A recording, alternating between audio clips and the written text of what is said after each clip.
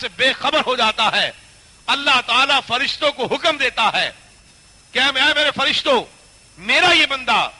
دنیا و مافیا کے خیال کو چھوڑ کر،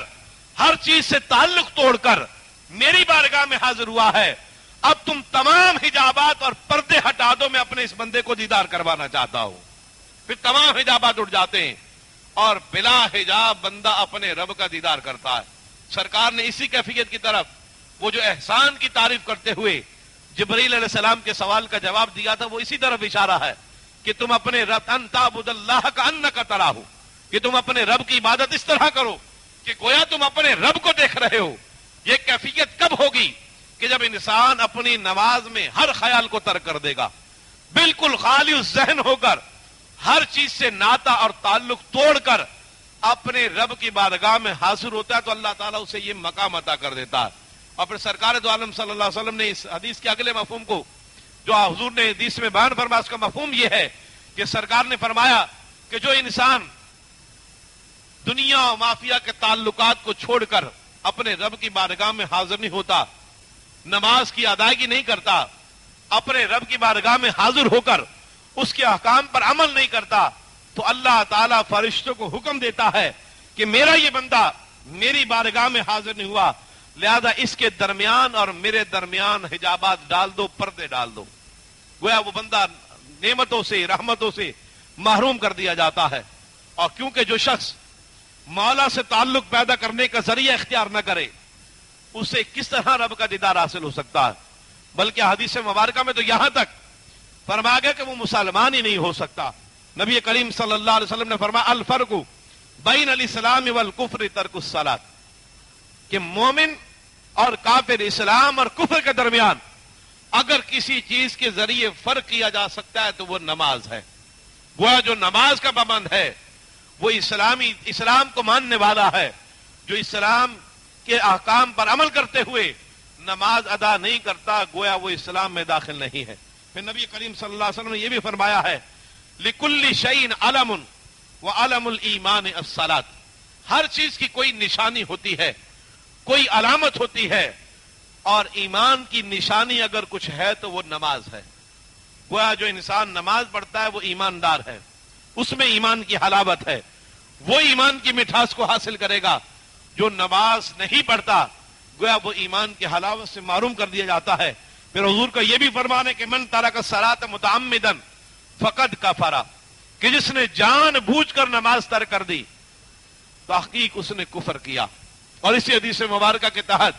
کئی صحابہ کرام تارک الصلاۃ کو کافر گردانا کرتے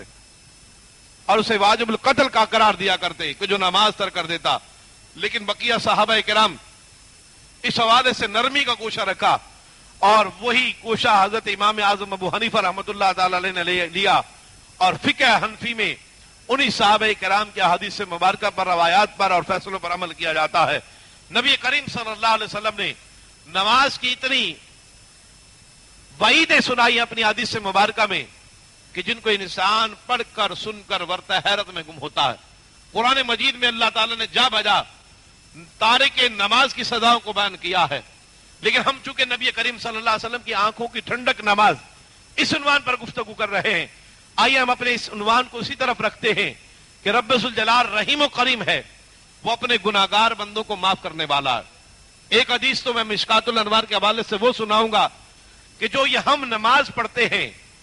جس میں ہمیں طرح طرح کے خیال آتے ہیں، اچھے خیال بھی آتے ہیں، برے خیال بھی آتے ہیں، رب کے حضور ہماری اس نماز کا درجہ کیا ہے؟ اور اسی سے آپ اندازہ لگا لیجئے گا کہ پھر اس نماز کا درجہ کیا ہوگا کہ جو انسان محویت کے ساتھ، استغراق کے ساتھ اور اپنے رب کے حضور خشوع و خضوع کے ساتھ نماز ادا کرتا ہے، اس کا درجہ کتنا بلند ہوگا۔ مشکات الانوار کی حدیث مبارکہ ہے، نبی کریم صلی اللہ علیہ وسلم نے ایک طویل حدیث مبارکہ بیان فرمائی جس میں حضرت جبرائیل علیہ السلام کی پیدائش کا ذکر ہے، اور اپنی پیدائش کے بعد جو جبرائیل علیہ السلام نے سجدہ شکر ادا کیا، شکرانے کی نماز ادا کی، اس کا ذکر کیا، اور ساتھ ہی نبی کریم صلی اللہ علیہ وسلم نے اپنی امت کے ایک فرد کی ناقص نماز کا ذکر کیا۔ دونوں میں فرق کیا ہے؟ سرکار دو عالم صلی اللہ علیہ وسلم نے بیان فرمایا کہ اللہ تعالیٰ نے جب جبرائیل علیہ السلام کو پیدا کیا فرق کیا ہے؟ سرکار دو عالم صلی اللہ علیہ وسلم نے بیان فرمایا کہ اللہ تعالیٰ نے جب جبرائیل علیہ السلام کو پیدا کیا تو بہت زیادہ حسن و جمال عطا کیا اور سنہری پر عطا کیے، اور پروں کی لمبائی اتنی کہ مشرق اور مغرب تک ایک پر لمبا ہے، اور کئی پر عطا فرمائے۔ حضرت جبرائیل علیہ السلام نے اپنے رب کی بارگاہ میں التجا کی، باری تعالیٰ کیا مجھ سے زیادہ بھی کسی کو خوبصورت بنایا ہے؟ تو جواب نفی میں ملا کہ جبرائیل نہیں، تجھے سب سے زیادہ خوبصورت بنایا ہے۔ بس جبرائیل علیہ السلام نے یہ سنا، اپنی مرضی سے 2 رکعت نفل شکرانے کے طور پر ادا کیے، اور کس طرح کہ ایک رکعت میں 20,000 سال قیام کیا، پھر دوسری رکعت میں 20,000 سال قیام کیا، اپنے رب کی تسبیح و تحلیل بیان کی، اور جب نماز سے فارغ ہوئے 40,000 سال کے بعد اللہ تعالی نے فرمایا جبرائیل تو نے میری نماز اس طرح ادا کی ہے کہ جس طرح میری نماز کو ادا کرنے کا حق ہے، ادا کر دیا۔ لیکن اے جبرائیل سن لے، تو نے تو یہ نماز ادا کی، میری عبادت کا حق ادا کر دیا، لیکن جب آخری زمانہ آئے گا، میرے آخری نبی میرے محبوب کریم صلی اللہ علیہ وآلہ وسلم تشریف لائیں گے، اور آپ کی امت آپ پر ایمان لائے گی، اور آپ کی امت پر جو میں نماز فرض کروں گا، میری امت میرے نبی صلی اللہ علیہ وسلم کا کوئی امتی جو صحب کے ساتھ غلطی کے ساتھ نماز ادا کرے گا، اور اس کی 2 رکعت نماز میں طرح طرح کے خیالات آئیں گے، اچھے خیالات بھی ہوں گے، برے خیالات بھی ہوں گے، اے جبرائیل مجھے رب ذوالجلال کو مجھے اپنی عزت و جلال کی قسم ہے، ان 2 رکعتوں کا ثواب تیری 40,000 دو رکعت سے زیادہ ہے، یعنی اتنا ثواب تجھے نہیں جتنا اپنے نبی صلی اللہ علیہ وسلم کے امتی کے کسی فرد کو میں عطا کروں گا۔ جب حضرت جبرائیل علیہ السلام نے یہ بات سنی، عرض کرنے لگے اے باری تعالیٰ تو اپنے حبیب کے امتی کو جو 2 رکعت نفل اس طرح ادا کرے گا یہ اجر کیوں عطا کرے گا؟ تو اللہ تعالیٰ نے فرمایا جبرائیل تو نے اپنی مرضی سے نماز ادا کی ہے، اور میرے نبی صلی اللہ علیہ وسلم کا امتی میرے حکم کے مطابق ادا کرے گا، اس کو میں نے حکم دیا ہے اور وہ میرے حکم پر عمل کرتے ہوئے نماز ادا کرے گا۔ وہ ایک اشارہ اس میں اس طرف ہے کہ جو لوگ رب کا حکم مانتے ہیں، رب کی بات کو حکم کو تسلیم کر لیتے ہیں، اللہ تعالیٰ ان پر بہت خوش ہوتا ہے۔ جبرائیل علیہ السلام نے عرض کیا باری تعالیٰ جب ان کی نماز میری 40,000 سال کے قیام سے بہتر ہے تو نے اجر میں کیا عطا فرمائے گا؟ اللہ تعالیٰ نے فرمایا میں اسے جنت الماوا عطا فرماؤں گا۔ جبرائیل علیہ السلام نے عرض کیا باری تعالیٰ میں تیری جنت الماوا کا دیدار کرنا چاہتا ہوں، اگر تو مجھے اجازت دے میں اس میں پرواز کرنا چاہتا ہوں۔ اللہ تعالیٰ نے اجازت دی، اور اللہ تعالیٰ کی اجازت سے جبرائیل علیہ السلام نے فضا میں اڑنا شروع کیا، اپنے سارے پروں کو سمیٹ کر فضا میں اڑنا شروع کیا، اور اڑتے اڑتے جب اب 3,000 سال کا سفر طے کیا، جب اپنے پروں کو کھولا تو 3,000 سال کی مسافت طے کر لی،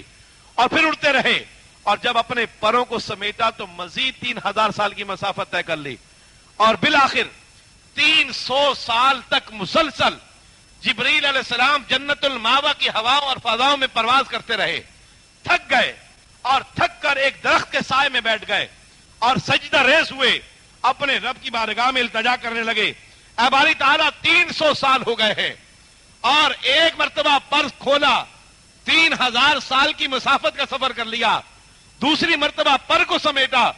3,000 سال کا سفر طے کر لیا، اے باری تعالیٰ یہ تو بتا کہ تیری جنت الماوا کا کتنا حصہ طے کر لیا ہے؟ آدھا حصہ طے کیا ہے، تیسرا حصہ طے کیا ہے، چوتھائی حصہ طے کر لیا ہے۔ رب ذوالجلال نے ارشاد فرمایا جبرائیل تو اسی طرح اگر پرواز کرتا رہے، اور یہ پرواز تو 3,000 سال تک جاری رکھے، اس طرح پروں کو کھولتا رہے، سمیٹتا رہے، اور پھر سمیٹ کر پھر کھولتا رہے، 3,000 سال کی مسافت طے کرتا رہے، ابھی تو 300 سال سفر کیا ہے، اگر 3,000 سال بھی اس طرح سفر کرے گا تو جنت الماوا کے تیسرے حصے 10ویں حصے تک کا بھی سفر طے نہیں کر سکتا۔ اور یہ جنت الماوا میں اپنے اس بندے کو عطا کروں گا جو میرے حبیب کریم صلی اللہ علیہ وسلم کا امتی ہوگا اور 2 رکعت نماز خشوع و خضوع کے ساتھ ادا کرے گا۔ لیکن اس میں بھی خیالات ہوں گے، ناقص ہوگی۔ اگر ناقص نماز کا یہ کمال ہے تو جو کامل نماز ہے، جو انسان اپنے رب کی محبت میں ڈوب کر ادا کرتا ہے، اس پر کتنا مقام اور مرتبہ عطا کیا جائے گا۔ اور جب ہم اسی حوالے سے نبی کریم صلی اللہ علیہ وآلہ وسلم اور آپ کی امت کے پاک لوگوں کے حالات زندگی کا مطالعہ کرتے ہیں تو یہ بات واضح ہوتی ہے کہ ان کی نمازیں واقعی بہت بلند تھیں اور کمال کے درجے پر فائز تھیں، اور اللہ کے برگزیدہ بندے جب اپنے رب کی بارگاہ میں حاضر ہونے کے لیے آتے، اذان کی آواز آتی تو ان کے چہرے کا رنگ متغیر ہو جاتا تھا۔ آج تو ہم نماز کو آخری وقت میں ادا کرتے ہیں۔ یہ جملہ اس لیے کہہ رہا ہوں کہ آپ کاروباری علاقے میں رہتے ہیں اور اکثر یہاں کے ماحول میں یہی کچھ ہوتا ہے کہ جب نماز کا ٹائم جا رہا ہوتا ہے تب ہم اپنے کاروبار کو چھوڑتے ہیں، دکان کو چھوڑتے ہیں اور بھاگ کر مسجد میں بھاگ کر جاتے ہیں، وضو کرتے ہیں اور نماز کو جلدی جلدی ادا کرتے ہیں اور واپس پھر کاروبار کی فکر میں لگ جاتے ہیں۔ لیکن آئیے، ہم جن کے پیروکار ہیں، ہم جن کے معتقد ہیں، ہم جن کے مقلد ہیں اور جن کے پیغام اور تعلیم کو لے کر ہم آگے چل رہے ہیں، ان کی زندگیاں کیسے گزرتی تھیں۔ ہم نبی کریم صلی اللہ علیہ وسلم سے اپنی محبت اور اس کا دعویٰ کرتے ہیں،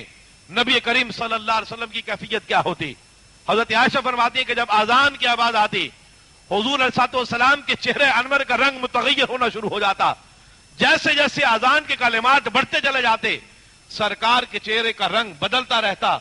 یہاں تک کہ نماز کا جب وقت بالکل قریب آتا، چہرے کا رنگ زرد پڑ جاتا کہ میں اپنے رب کے حضور حاضر ہونے جا رہا ہوں۔ حضرت عبداللہ بن سخر رضی اللہ تعالیٰ عنہ روایت فرماتے ہیں کہ ایک دن میں حضور نبی کریم صلی اللہ علیہ وسلم کی خدمت عالیہ میں حاضر ہوا۔ آپ حالت نماز میں تھے،